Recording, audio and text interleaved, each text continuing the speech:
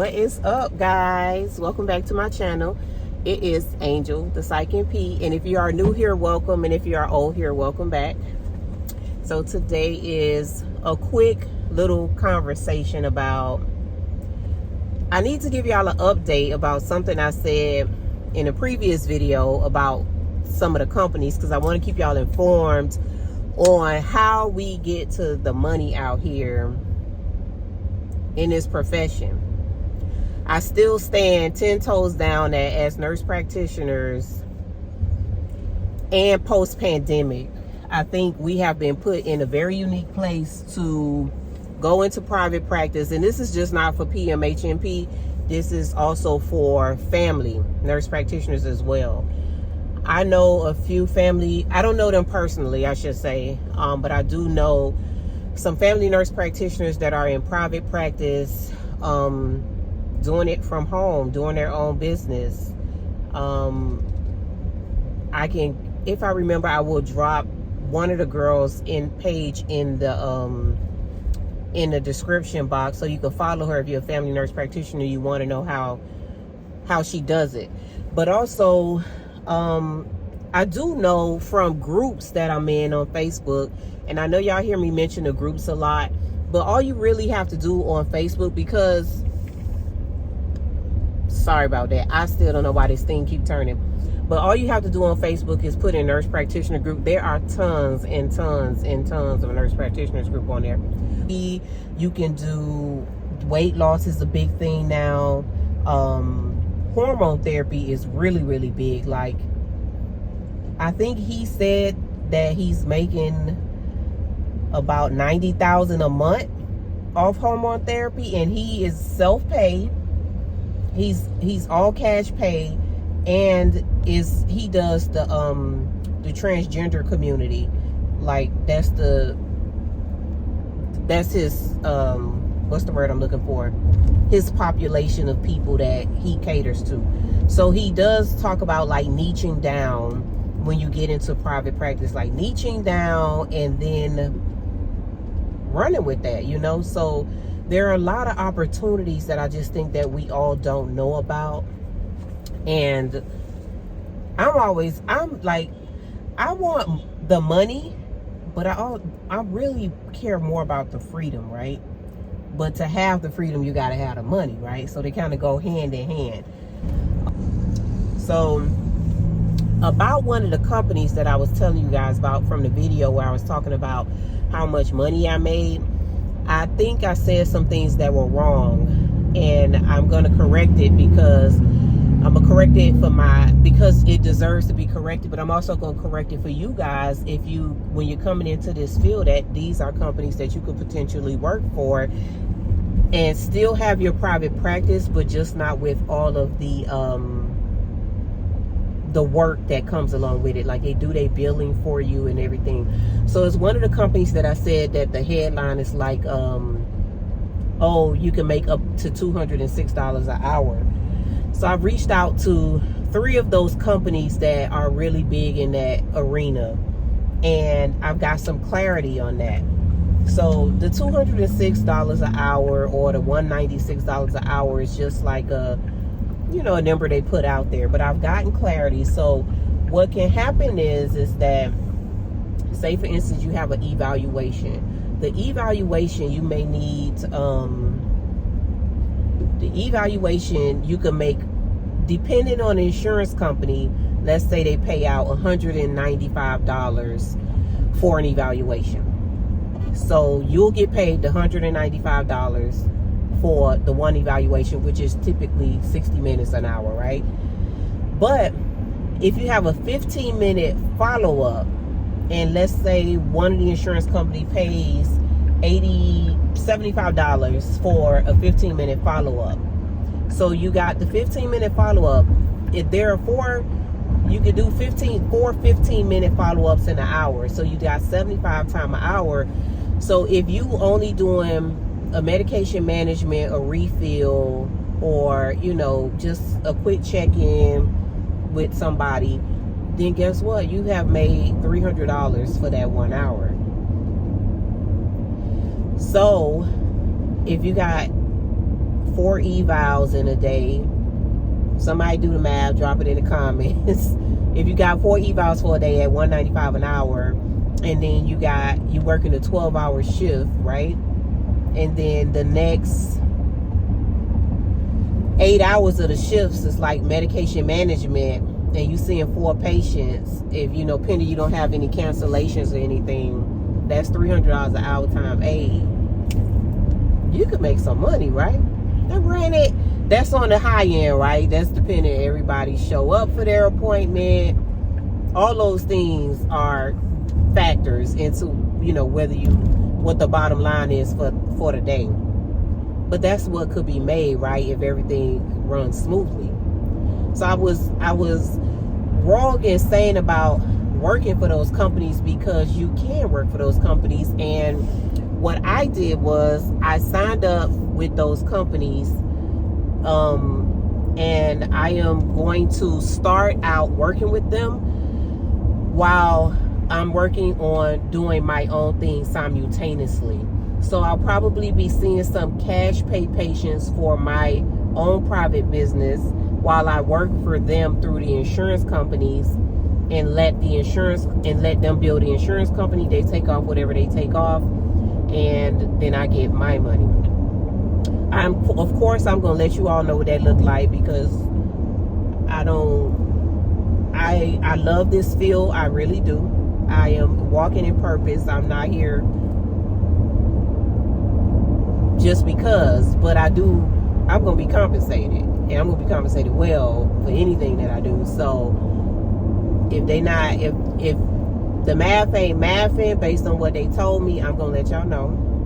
But if the math is math, I'm gonna let y'all know too, because that's what we want to do. We want money. We want to take care of our families. We want to live in the overflow. We want to live in abundance. That's what we want to do, right? We deserve that, right? So I stand corrected, because I think I said something about these companies want to, and I'm only speaking of these certain type of companies that you see like on Indeed and stuff. A lot of the hospital type places, they do want to overwork you and underpay you. And I'm not saying don't go work in the hospital if you get the opportunity to, because you can get a lot of great experience in inpatient. So if you get the opportunity to go work in a hospital, then sometimes you have to step back before you can step up, because the experience that you're going to get there will be great. It'll take you a long way. Even though my first job was in a prison, it was like an inpatient state hospital that was being housed inside of a prison. So I feel like my first job was an inpatient job, Now this jail, like I said, is more like an outpatient. But what else I was gonna say? So I stand corrected about those companies. And if you watch the other video, then you know what I'm talking about. The company that's like, oh, you make $206 an hour and all that. And what else did I want to say?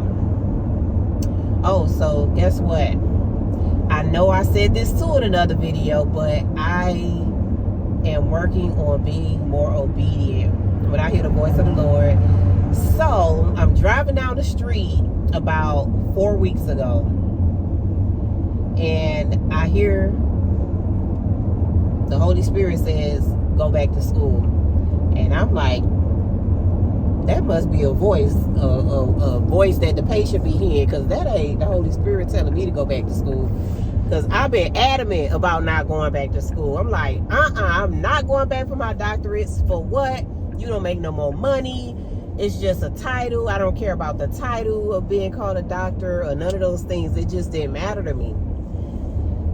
And then it's been like pricking at me. I met a girl at work, and she was in for her doctorate. She goes to Walden, which was the same school that I went to and graduated for. And then she was like, girl, they giving a 30% off for alumni per, was it per credit or per class? I forgot which one. And so she was just telling me all these things, and I'm like, Lord, is this you making a way for me? Because you told me to go do it, and I still didn't do it. And like over the last couple weeks, all these things come across my page about doctorate degrees, and so I am enrolled in school to do my doctorate degree at Walden. I am not excited about that, but I'm being obedient, right? Because who knows, right? Sometimes God, tell you to do things and you don't know why at those times, and then later on down the line you're like, that's why. Or like you have that aha moment. So I still ain't got that aha moment yet, and I start school November 27th, and I'm like, how am I about to be in school full-time? I'm about to be running a private practice full-time basically, and until then I need to still keep a contract so that I can keep some money in my pocket, right, and pay my bills, because your girl got 2-person household bills, and it's just only me. I got a 2-person household set of bills, and it's only me. Okay,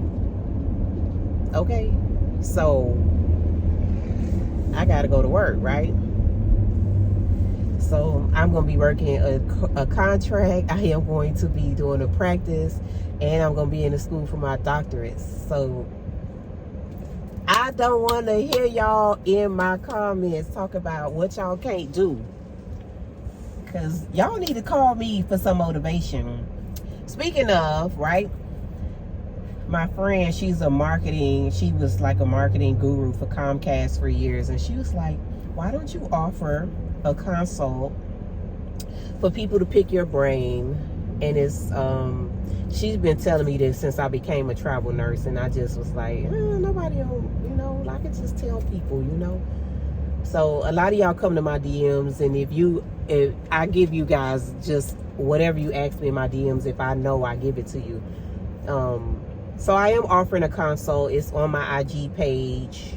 It's called Pick My Brain, and it's $50 for 30 minutes. And you get to ask me whatever you need to know about the field, about travel nursing, because I've been doing travel nursing before the pandemic. I've been a travel nurse since 2015. I know a lot about contracts. What else? About pmhnp school, about whatever I know. That's why it's called Pick My Brain, because you can pick my brain to see what you need to know. Travel nursing, people ask me about travel nursing, like how they to get homes, because believe it or not, you make all this money as a travel nurse, right? And when it's time to go buy a house or to get a big ticket item, they don't care that you made $150,000 in 4.5 months. They want to know what you did for the rest of the year. Well, some people don't make $150,000 a year, and you give them a house loan, but you questioning me because I worked 4.5 months and I made $150,000, and then I decided to take 3 or 4 months off because I made what somebody making a whole year already, and you were like, well, what did you do? So they call that instability. It's not secure. They don't understand it. That wasn't my exact situation, but when I did buy my house, I had an issue. So there are certain banks only that you have to work with. Anyway, I'm just giving you all examples of like a lot of stuff that I know and I learned along the way. And you can pick my brain for it. I think I'm worth $50. Maybe not. All I can tell you is that what I do know, I know, and what I don't know, I will find out. That's the way of the world, right? That's the way of the world. I'm resourceful, and I think I know a little bit. A little bit. So that is there on my IG page to book if you want. You could buy it for somebody for a Christmas present. Just Angel the Psych NP as a gift card, a visit with Angel the Psych NP. But so yeah, I told y'all I wasn't going back for my doctorates. That was a little commercial break. I told y'all I wasn't going back for my doctorates, and I am going back for my doctorates now. I am going to take 2 classes, which is considered full-time. and I'm paying for it out of pocket because Sally and May, I don't like neither one of them. And yeah, I owe them enough already. So I'm going to pay for it out of pocket, which is another reason why I need a contract and to build the practice. So building the practice though, I am creating what a flow sheet for you guys to when you're ready, because you have to come into this field with the open mindedness of wanting to go into private practice, because why not? You're doing it already for somebody else. It just gives you a little bit more responsibilities. I plan on eventually getting a virtual assistant, and if I get big, then I got some friends, or maybe y'all could work for me virtually or with me. I changed that. We could work together virtually. Who knows? Like, opportunities are there. The money is there to be made, but if we don't take the business mindset and say, you know what, let me cut out this, this millionaire already who cares nothing about people mental health for real, and let me just hire people who care and puppet string them around and pay them the bare minimum, and then I make all the money. They could get somebody else to do it, because it ain't gonna be me. I'll do it until I can do better, but that's where I'm at right now. I'm working on better, which is doing it for myself. And corrections, let's talk a little bit about corrections. I'm still standing 10 toes down on correction. Nursing and corrections, nurse practitioner work is the best kept secret in the field. It's the best kept secret in the field. It's low stress. Yeah, it's good. So one of the girls in my comments, I think her name is Tasha something. I got to go look through my comments, but I want to bring her on here and interview her, because apparently, according to her comment, she was afraid to go into corrections, and my videos inspired her to go into corrections. And Sister Girl said that she is about to make, like, she's projected with the hourly rate she's getting and the overtime that she's projecting to make about $340K for the year. Baby Sister Girl making more than me, and now she inspiring me. That's how that work, right? Now I'm inspired. Now I'm trying to find her. So maybe if this contract don't work out, I'm gonna be out there where she at. Oh, and she said it's easy. She loves it. I'm telling y'all, corrections, I think it's just scary, because you think about being in jail with, like, sitting across the street. I mean, sorry, not across the street. Sitting across from somebody who may have murdered like 5 or 6 people, and then they're smiling at you. But ain't nothing we can do about that, right? That's not our battle, right? What our thing is with them, do your job and that's it. Are you mentally, how are you doing mentally? How can I help you right now with your mental health issues? I can't do nothing about his crime. That's not my cross to bear, right? That's not my issue. I need to see how I can help you. I'm going to do it without judging your crimes and what you did. And then I'm going to go home with the money that I made. I'm going to pay my bills real nicely. I'm going to do what I want to do. I'm going to take, that's what we do, right? We take care of people without judgment. That's what we do. And we have to, right? Because a lot of these people grew up in the worst circumstances that you could think of, Can I tell you something? Did you guys watch The Last Joker? The Last Joker was a prime example of how this country fails mental health and how the jokers are created, right? You might disagree with me, but the Joker was trying to have a job. He was weird, right? But look how he was brought up. And he was trying to go to job. He would ride the train. He would be picked on by people. And he was trying to go to his social worker for help. He needed his medication. They dropped the program that was paying for his medication. It was just a cycle of the system letting somebody down who was raised in an abusive situation by a schizophrenic mother who had like really severe mental health issues, and he had no resources. And then the world picked on him because he was different. And then he found himself in evil, right? And he became the Joker.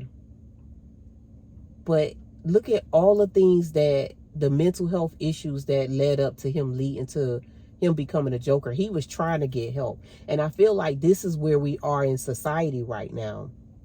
There are so many people out there need help. There are no resources to help them. They can't afford their medication. And it's just a lot. So what do we do? Or what do they do, right? They go and figure out how to deal with their pain on their own. And then we suffer, right? We suffer at the end when we see people committing suicide. As another human lost their life because they potentially had no help. I don't know. I'm not talking about everybody. Some people don't want the help, but the ones that do, and the doors keep getting slammed in their faces. I don't know. I just have so many thoughts about mental health and resources and the lack thereof, and how all of these companies have come in during the pandemic and they just want to make the money, but we don't care about the person. And only until there's a mass shooting somewhere that people want to shed some type of light on mental health and say, oh, it's mental health, this, and, you know, this, and that. And then after they bury the people and the person kill themselves or get apprehended, then it's no more talk about it, right? So, yeah. I don't know. This is a soapbox card talk that I had today. I wanted to just say a few things. So the points from this video is, you coming into this field, I'm pushing you into private practice. And 2, I am going back for my doctorates. And 3, we need to care more about people for real in this world that have mental health issues. 4, we got to stop judging people with mental health issues or people that commit horrible crimes, because hurt people hurt people. Hurt people hurt people. And 5 is that always have compassion for people in this field, in life, period, because as the old folk used to say, keep on having birthdays. And what that means is that the more birthdays you have, the more you will need people, or the older you will get and the less independent you become. That's just how what getting old means, right? And treat people how you would like to be treated all the time, mentally, physically, emotionally, financially, whatever the case may be. So I talked to you guys on the way to get some BOBA Tea. If y'all watch some of my videos, y'all know I like BOBA Tea. So yeah, check out the consult for holiday gifts or just for yourself. And really, this was just a card talk, but I do have some more videos that are thought out and planned coming. Stay tuned. Like, subscribe, turn on your notifications. It's Angel the Psych NP. Ciao. I want you.